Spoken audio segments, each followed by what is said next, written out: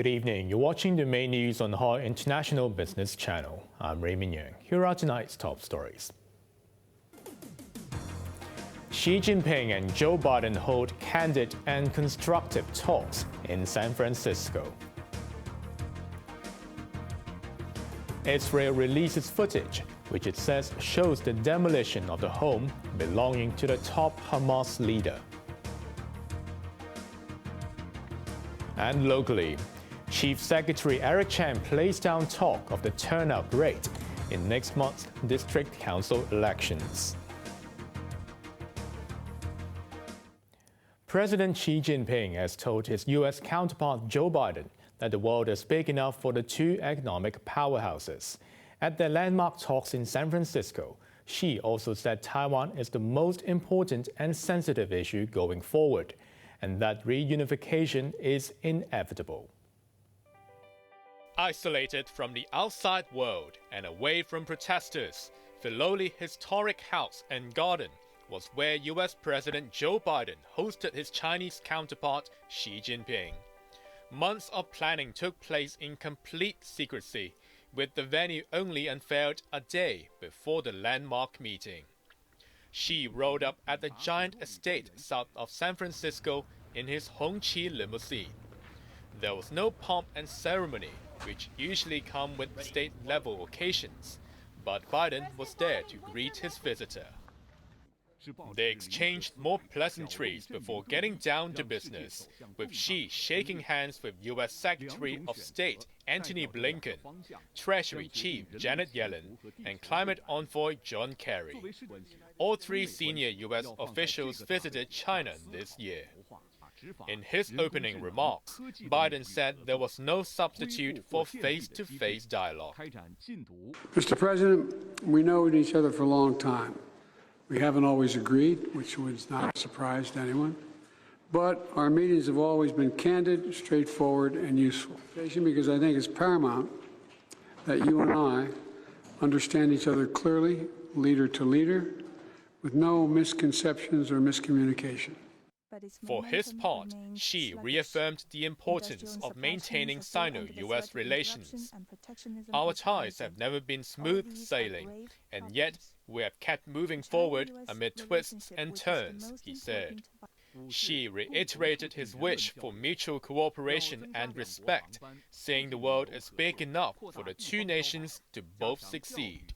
After 2 hours of talks and a working lunch, the leaders strolled through the lush garden before Biden sent off his counterpart. It's a beautiful vehicle. It's a Hongqi, Xi replied, as he invited Biden to take a look at the interior. Thank you. See you tomorrow. Thank you. The White House described the talks as candid and constructive. The two leaders agreed to resume high-level military-to-military communication, combat drug trafficking, and improve artificial intelligence cooperation. In a readout, Beijing said Xi told Biden that Taiwan is the most important and sensitive issue affecting Sino-US ties. China will eventually be reunified and will inevitably be reunified, Xi was quoted as saying. Meeting the press afterwards, Joe Biden was faced with one difficult question after another. Mr. President, that you trust President Xi? Look, do I trust you? I trust but verify, as that old saying goes. That's where I am. And Mr. President, after today, would you still refer to President Xi as a dictator? This is a term that you used earlier this year. Well, look, he is. I mean, he's a dictator in the sense that he is a guy who runs a country that is a communist country that's based on a form of government totally different than ours. Xi wrapped up his hectic day by meeting business leaders at a gala reception and dinner. Guests included Apple chief executive Tim Cook, Tesla boss Elon Musk, and Blackstone's Steve Schwarzman. In his speech, Xi pledged to enhance business exchanges between two of the world's largest economies. He announced measures such as boosting the number of passenger flights and streamlining visa application procedures. Israeli warplanes have continued to pound Gaza, where over 11,000 Palestinians have been killed after Hamas launched a deadly attack on southern Israel last month.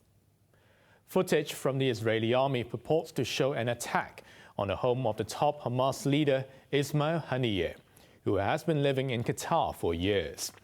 In a video provided by the Gaza Health Ministry, medics are seen trying to overcome smoke after Israeli troops raided Al-Shifa hospital yesterday. Babies born prematurely were transferred to another section of the hospital after their incubators stopped working because fuel had run out. Israeli soldiers remained in Al-Shifa for a second day, with Hamas dismissing their claims of finding evidence that the hospital was its command center. Israel's military incursion into Al-Shifa hospital in Gaza City is totally unacceptable. Hospitals are not battlegrounds. We're extremely worried for the safety of staff and patients. Protecting them is paramount. Nearly 6 weeks after the Gaza crisis erupted, the United Nations finally has approved a resolution calling for an urgent humanitarian pause, but it was immediately rejected by Israel. You have been demanding from Israel to respect international law for decades, and it has dismissed your calls and continued its crimes against the Palestinian people. Did you ever hold it accountable? Are you going to hold it accountable for rejecting your resolution you adopted this afternoon? Nothing justifies war crimes, crimes against humanity and genocide. Nothing. And there is no honor in defending Israel when it is committing such crimes. Only shame. Britain, the United States, and Russia abstained, while the other 12 Security Council members voted in favor. Israel dismissed the resolution, saying it will continue its offensive against Hamas. Back locally, there will be no free public transport on a polling day for district councils. Chief Secretary Eric Chen also said the turnout will not be a reflection on the revamped electoral system, which ensures that patriots will govern the city. Macy Mock reports. Unlike for the Legislative Council elections in 2021, there will be no free public transport for the district council polls. Chief Secretary Eric Chen told the Singtao Daily that free rides won't boost the turnout rates, as voters tend to go to polling stations near their home. The district council elections on December the 10th will be the first under the revamped electoral system. Chen played down speculation about the turnout, saying he disagreed that a high rate is good while a low one is bad. He said the 71% turnout in the last district council elections in 2019 was high, but according to him, the outcome was a mess, adding that many did not think those polls were successful. The city's largest opposition party, the Democratic Party, did not receive enough nominations to field even a single candidate. Its bid to run a dry goods stall at the Lunar New Year Fair in Victoria Park in February was also unsuccessful. Chan dismissed claims that the authorities were trying to crush the Democratic Party and said the Food and Environmental Hygiene Department has the right not to explain why the group was not allowed to operate a festival stall. Turning to the wave of people leaving Hong Kong, he expects a significant number to return. Maisie Mock, Cable News. A biotechnology group says a urine test may encourage more women to check if they could be at risk from cervical cancer. This is because it's less embarrassing and does not involve a second party. Here's Janice Yu. More than half of Hong Kong women have not had cervical screening. This has raised concerns as a survey from 2020 shows 7.6 women in every 100,000 suffered from cervical cancer. It was found that most of the patients were first infected by HPV, a virus that can lead to cancer. Though cervical cancer is the most common type of cancer among local women, most are reluctant to take the traditional cytology test, in which an instrument is inserted into the vagina for cervical samples. The biotechnology organization Face Scientific says a urine test for HPV is less embarrassing and more acceptable to women. A HPV urine test of 963 women found that 20% tested positive for HPV and 10% tested positive for serious HPV. The group urged the government to carry out more promotional work and raise awareness of female reproductive health. Janice Yu, Cable News.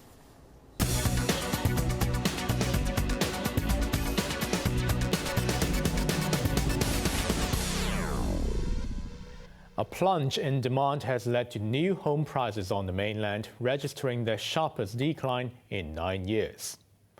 Prices in major cities fell 0.4% in October, despite measures to support the ailing sector.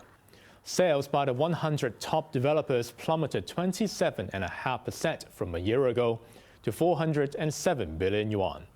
With buying sentiment remaining weak, property investment from January to October dropped 9.3% from the same period last year. Now let's take a look at the markets. The Hang Seng Index ended the day down by 246 points. The top 10 active stocks, the tracker fund lost 25 cents.